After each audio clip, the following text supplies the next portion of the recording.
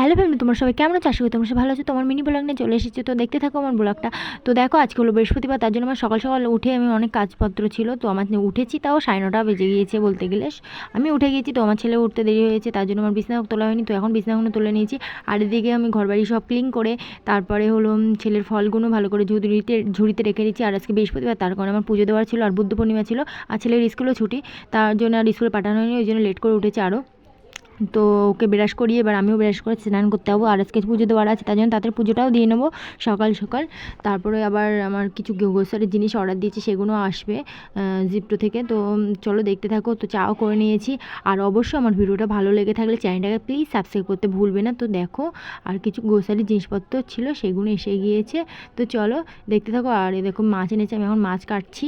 তো আমি মাছ কাটতে থাকি, তোমরা দেখতে থাকো, আর আমার ভিডিওটা পুরো চ্যানেলটাকে সাবস্ক্রাইব করে দিও প্লিজ, চ্যানেলটাকে সাবস্ক্রাইব করে দিও। তো চলো দেখতে থাকো।